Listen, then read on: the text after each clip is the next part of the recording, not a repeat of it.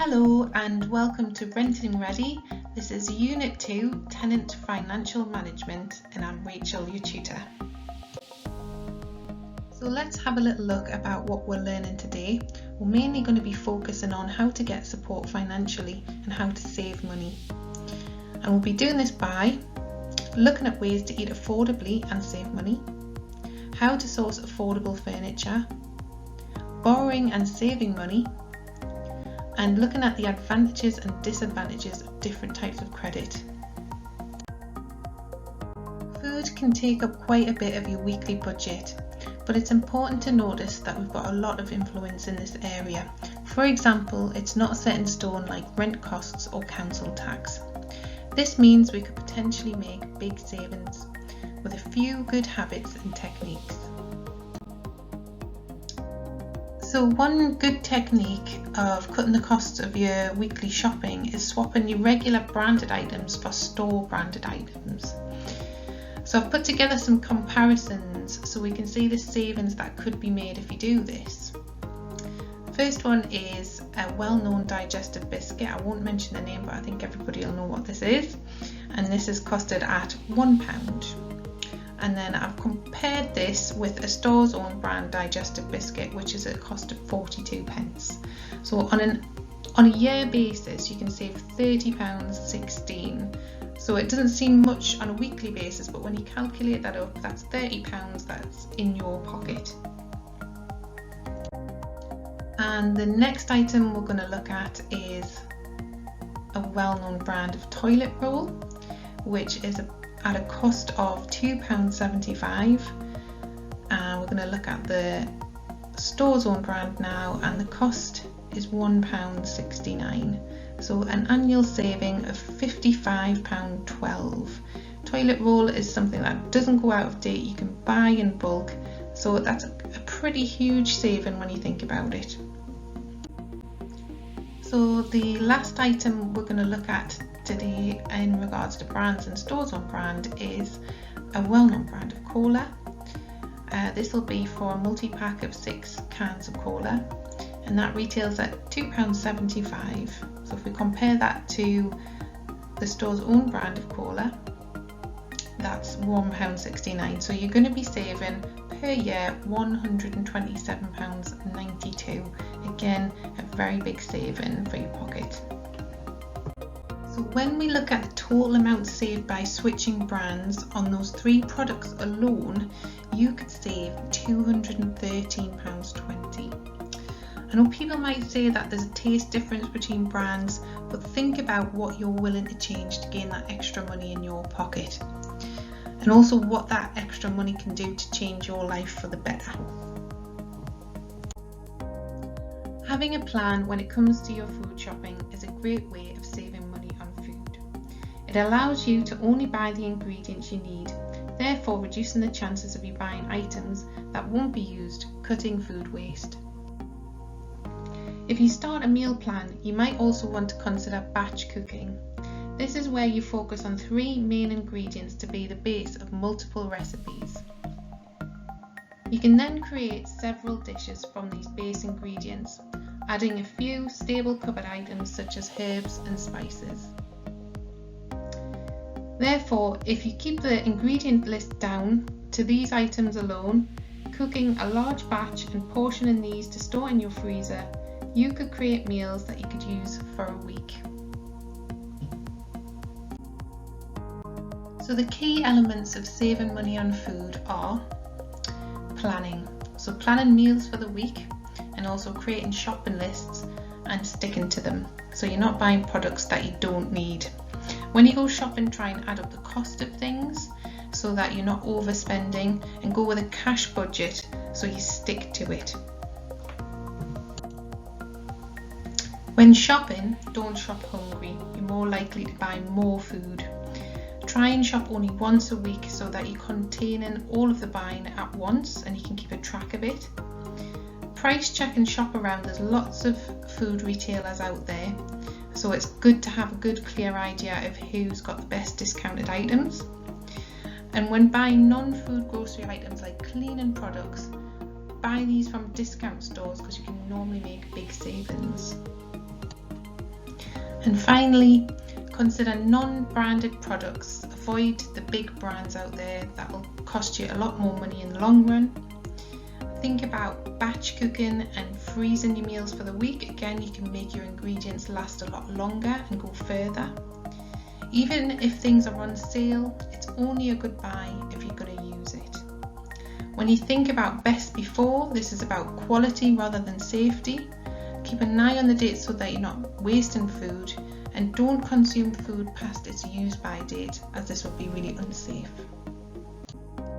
If you feel that you would like to improve or gain some skills in cookery, Christers are currently running courses in food hygiene and basic cookery skills. So please do get in touch with me. My details are at the end of the video and I can refer you to a class. So now we're up to the first task of today.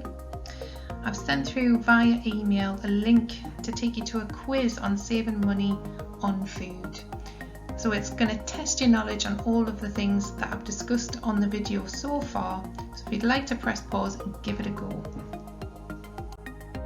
So next we're going to look at finding affordable furniture. When starting a new tenancy, it can be daunting when thinking about the costs of furnishing it. In the next part of the video, we're going to look at a number of things to consider, including where to get discounted or free items and also where you can access support.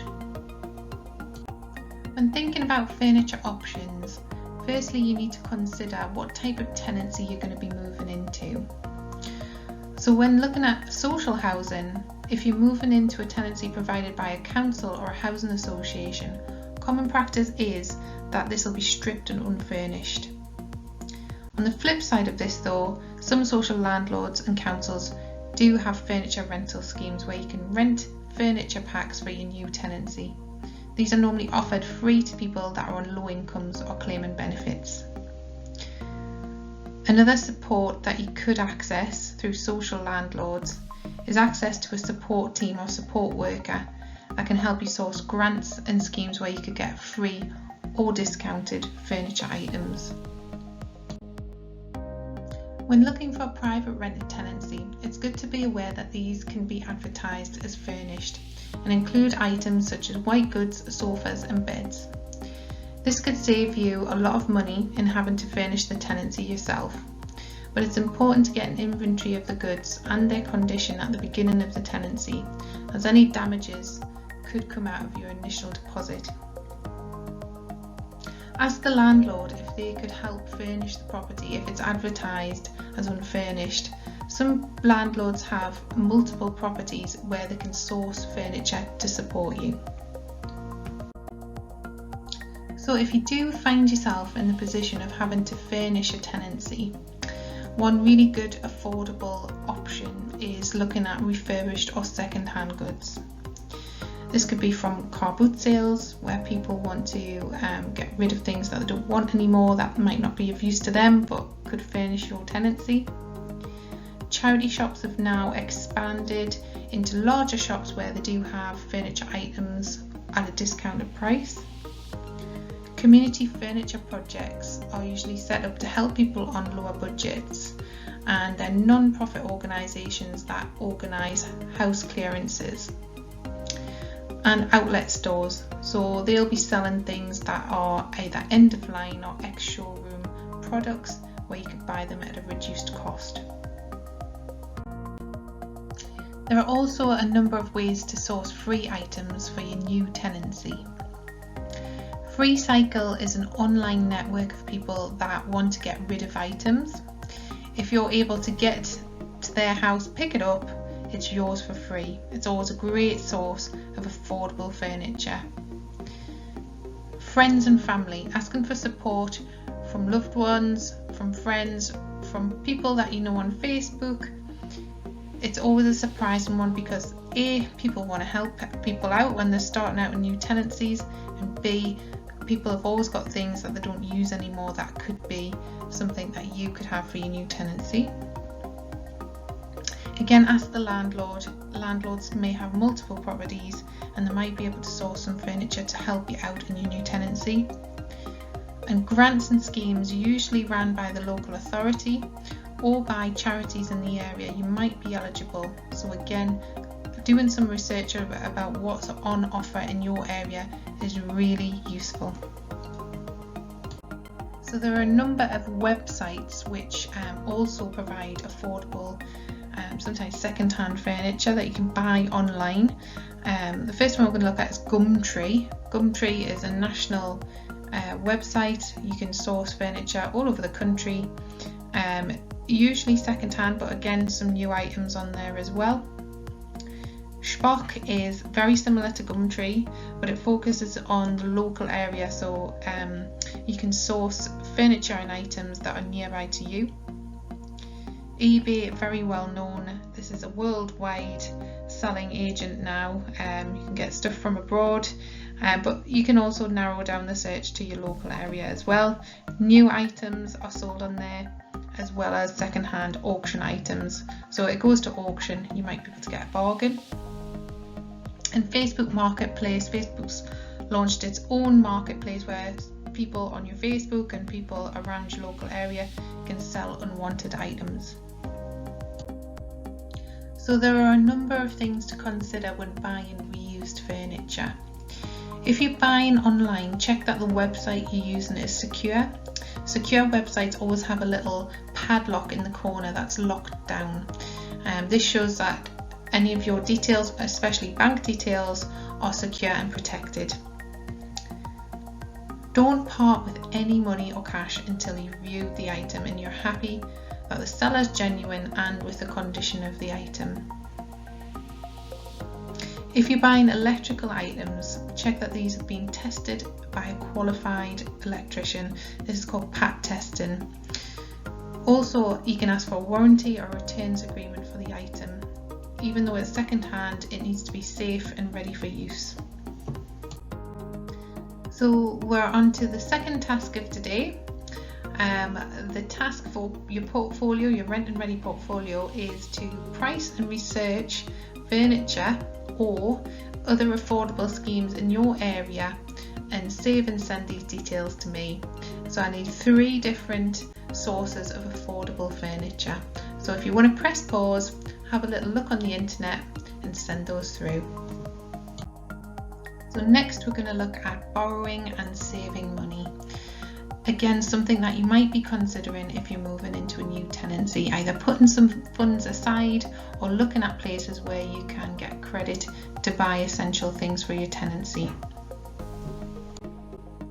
Firstly, we're going to look at borrowing money and the types of credit that you can get. Credit cards allow you to borrow on them. This is money you need to pay back, so it is a debt. All cards come with a credit limit, which is a maximum amount you can borrow. Lenders decide how much that limit is based on a number of factors, including your income, credit score, and other debt repayments. These factors also determine if you're even accepted for a credit card in the first place. Overdrafts are a type of credit linked to a bank account. It allows you to spend more money than that's in your account, up to an agreed limit. It's important to remember that overdrafts are a type of debt and that they are repayable on demand. This means the bank can ask for the money back in full at any time. Overdrafts often have high interest rates and can be an expensive way to borrow money. Store cards are a type of finance agreement that lets you buy goods in certain shops and pay for them later. You get a plastic card which you can use to pay, and you'll be billed later by the store card company. You can choose to pay this debt in one go or pay it off over time in instalments. Most store cards give you incentives to open an account. This could be a percentage off your first purchase, vouchers, and access to special events. This can make a store card look like a good idea, but there's a big catch. The rate of interest is usually 20 to 30% APR, which is much higher than credit cards. Personal loan or unsecured loans. These are where you borrow a sum of money from a lender or bank and agree to pay it back over a specific period of time. The advantage of these is that you can spread the cost of quite an expensive item over months or even years. When applying for a personal loan, Lenders usually look at a credit score and how much income you have at that time. Payday or doorstep lenders. Payday loans are designed to be short-term loans. As their name suggests, it's designed to tide you over to the next payday. Doorstep loans are usually provided by door-to-door lenders. Doorstep loans are also known as home collection loans or home credit loans. They are a type of personal loan, and as the name suggests, they are delivered straight to your door, therefore you get instant cash. A big drawback of these lenders is that their APRs are extremely high. Payday loans charge more for a month in an APR than credit cards do for a year. Friends and family. Asking for help from friends and family to borrow money offers an interest-free money lending service, and getting help from them can be a very affordable way of securing much needed funds. Be aware that money problems between friends and family can lead to strained relationships and even breakdowns. Whether you're looking for a savings product or a borrowing product, the interest rate is really important. It makes it easier to compare products against each other so that you know that you're getting the best deal. When borrowing money, this is usually called an APR, an annual percentage rate. This shows the total amount of interest, including any management charges or fees, you'll pay on borrowing in 1 year. This will be shown in a percentage, and the higher the APR, the more you'll pay for your borrowing. So when looking for a borrowing product, you need to look for the lowest percentage APR. Before making the decision to borrow money, there are a few things to consider. Borrowing money is a big commitment for your personal finances, and you should always ask the question, is this absolutely necessary and can my budget cope with this? Borrowing money without having a strong budget can lead to debt, and this can affect your future credit score. It can also have serious consequences depending on what debt you have, and can cause a lot of stress and anxiety. In regards to renting, sometimes landlords request credit checks, and it can affect a landlord's judgment and view of you as a tenant. A few other things to consider when borrowing money is the term, the length of time you're borrowing for. The longer that you borrow, the more money you'll pay back. Is the borrowing secured or unsecured? Secured borrowing is usually fixed against your home or car. This means if you fail to make repayments, you risk your home or car being repossessed. Early repayment penalties. Some borrowing products charge a penalty fee if you pay off the debt early. Find out if this applies and how much it would be. What's the most you would pay for a black leather 2-seater reclining sofa? If you bought it from Love Sofas online, it would cost you £399. If you bought it from Gumtree second hand, it would cost £80. If you take a credit agreement with Bright House, it would be a weekly cost of £11. The product price is £803, the most expensive. Delivery is £60, and you would have a term of 156 weeks. This means the total product price would be £1,716. The Bright House model is that you take credit and rent the furniture until the end of the agreement, and then you'll own that piece of furniture. As you can see, it attracts people to take credit due to the low weekly cost, but when broken down, you can see that it's the worst deal for your pocket, and it's more than triple the cost of a new sofa online. Okay, so what's the most you would pay for a new Beko washing machine? If you bought it from Currys, the cost would be £189 brand new. eBay we're looking at £180. And Bright House, if you were to take a credit agreement, this would be a weekly cost of only £3. The product price is £180 and delivery £55. This would be a credit agreement over 156 weeks, so the total cost to yourself would be £468. And again, we can see that the total payable cost is more than double a brand new online purchase. So when thinking about the type of credit that you're going to take out, think about how that's going to impact on your pocket and how much furniture you could buy instead of buying that one product for your tenancy. So just to highlight the different types of APR rates that are offered by creditors, we're going to play a game of higher and lower.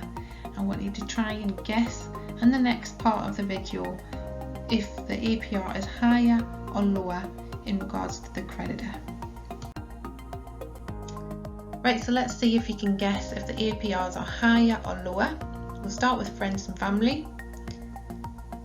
So yes, 0%, a very cheap option of borrowing money, but you do have to consider the impact this might have on your relationships.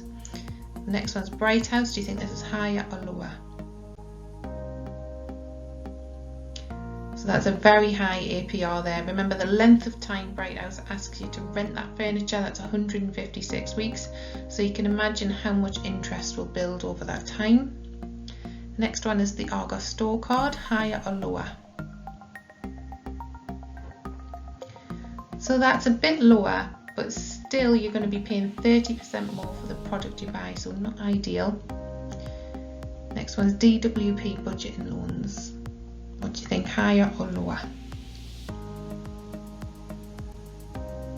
So this is another 0% loan, so much lower and a cheap way to also borrow money. So just to explain about DWP loans, if you're on income-based benefits such as income support, employment support allowance or universal credit, you may be able to get an interest-free loan of up to £812 for essential items. So repayments depend on what you can afford, and they'll do that assessment over the phone with you, and you can only get the loans for 2 years at the most. So the next one is the Provident, which is a doorstep lender. What do you think, higher or lower? Okay, so this is extremely high. So the most popular doorstep lender, but there has been legal claims about the type of lending they offer, and the risk of debt is very high. If you miss any payments, that's the amount of money you'll be paying back on top of the loan, so a one to avoid. Next one is buffer.co.uk, which is a payday loan. Do you think this is higher or lower? Slightly lower, but again extremely high. Big payday lenders like Wonga have gone into administration due to being taken to court for the methods of lending and having to pay big amounts of compensation back to their customers. So again, it's one to avoid. So the next one is a VW hire purchase, higher or lower? So this is very low, 5%.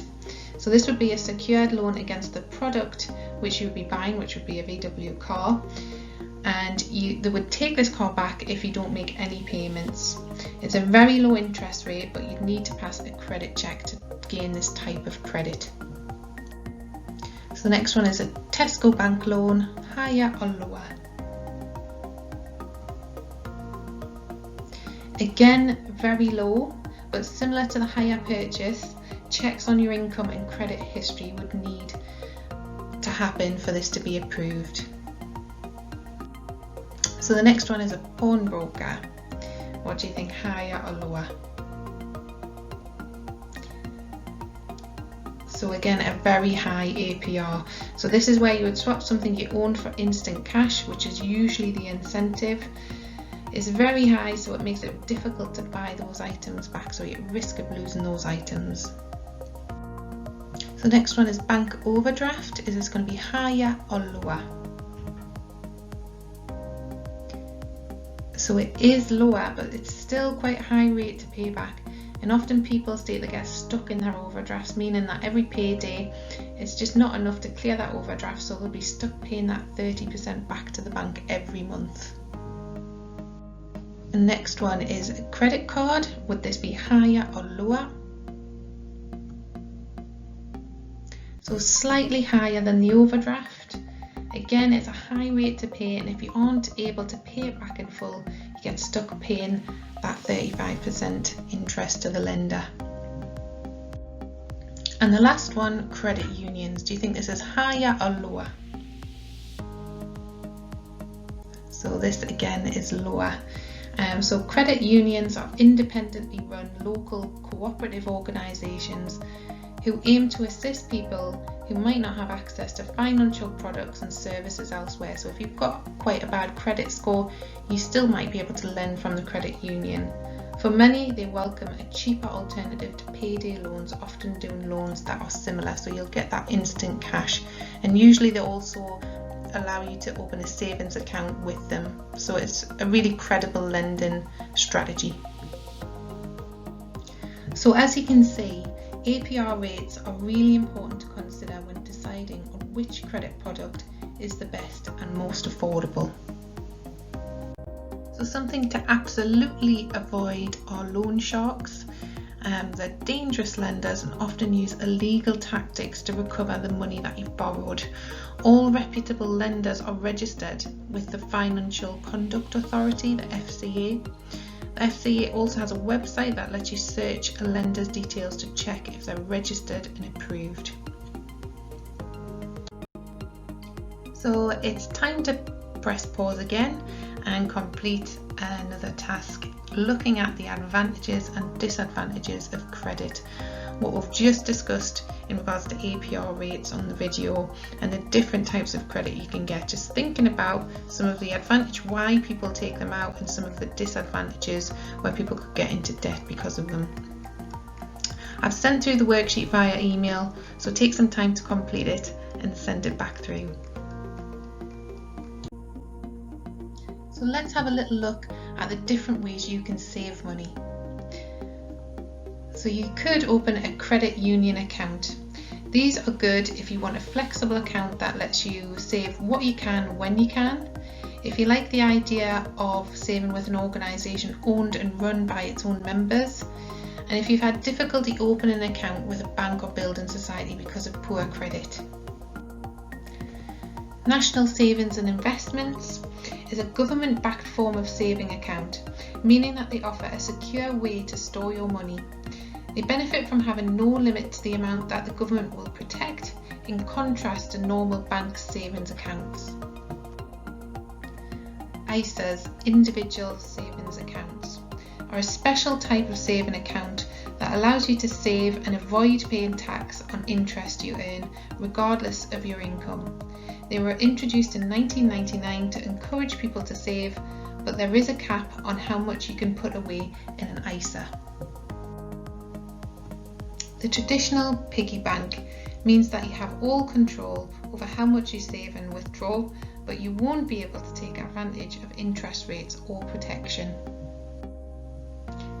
Premium bonds are savings accounts that you put money into and you take out when you want, where the interest paid is decided on a monthly prize draw.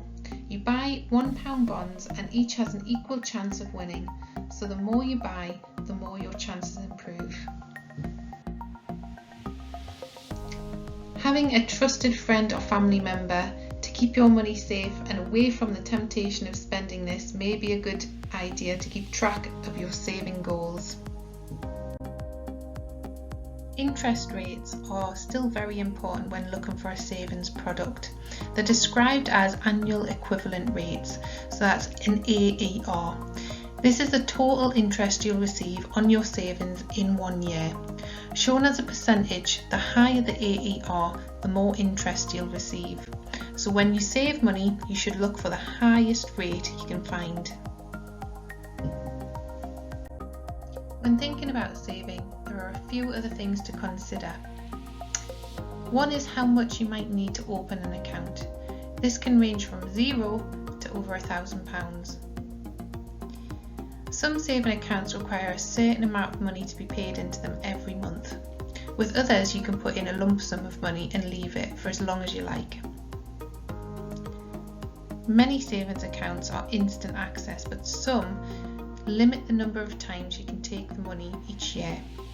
Usually, the fewer withdrawals you're allowed to make, the higher the interest rate will be.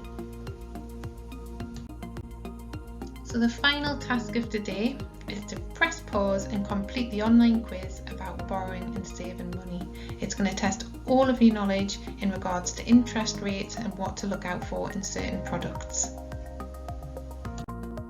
So we've come to the end of today's session, so let's just recap on the tasks to complete for your Rent and Ready portfolio.